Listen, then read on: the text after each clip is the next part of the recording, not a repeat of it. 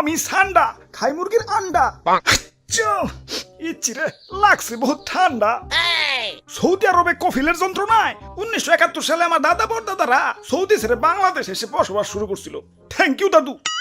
দাদা যদি সৌদি না ছাড়তো এতদিনে তো কফিলের ছেলেবেলের পেটে চলে যাইতাম। সবুজ শ্যাবল বাংলাদেশে খুব রিল্যাক্সে আছি। না আছে কফিলের যন্ত্রণা, না আছে মরুভূমির যন্ত্রণা। কি আনন্দ আকাশে বাতাসে।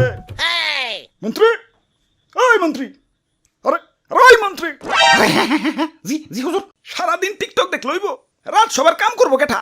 তোমার জেঠা। আরে হুজুর দেখেন না, নেট দুনিয়া তো পুরাই ঠান্ডাময়। আপনি তো পুরাই ভাইরাল হয়ে গেছেন। নেটে ঢুকলেই খালি আপনার ছবি। কি কর তাই নাকি? কিরে ফোন দিল কারা?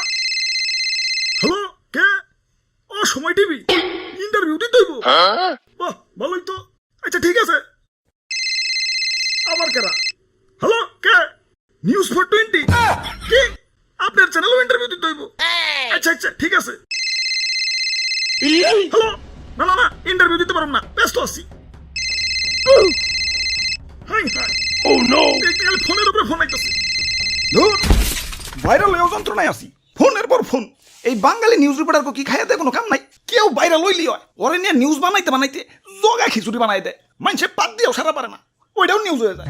সবাই খালি নিউজ রিপোর্টাররা না, ইউটিউবাররাও। তাই ভাইরাল হয়ে ভালোই লাগতাছে। নিজের পুরো মেগাস্টার ফিল হইতাছে। সাকিব খান রে ফোন দিয়ে ক বরবাদ টুতে যেন আমারে রাখে। আরে হুজুর, খবর কিছু রাখেন। বরবাদ টুতে আপনারা রাখবো, নিশ্চয়ই রাখবো। তো এই অ্যাক্টর হিসেবে না, খাবার টেবিলের খাবার হিসেবে। কি কও তুমি? হ্যাঁ, দেশের ঠান্ডা ভাইরাল হওয়ার পর থেকে দেশের পাবলিকরাও আমাকে ধরে ধরে খাওয়া শুরু করছে। অনেকে তো ঠান্ডা ভেবে বেচারা ঘুষাবও ছাড় দিতেছে না, ঘুষাবও খাইতেছে। কও কি সৌদির কফিল কি বাংলাদেশে বললো নাকি? হুজুর, এই মাত্র খবর পাইলাম সুলতান ডাইনে ঠান্ডা বিরিয়ানি চালু করছে। এতক্ষণে কাম হইছে, বংশ তো নির্বংশ হয়ে যাবে।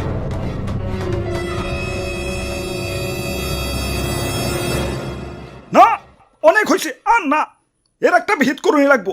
মন্ত্রী, আমার সৈন্যদের প্রস্তুত করো, যা যা আছে সব কিছু নিয়ে এয়ারপোর্টে হাজির হও। দেশ ছেড়ে পলাই তুইব। গুইসাপ, তোমরাও চলো, যে দেশে ইন্টারনেট নাই ওই দেশে যাবো।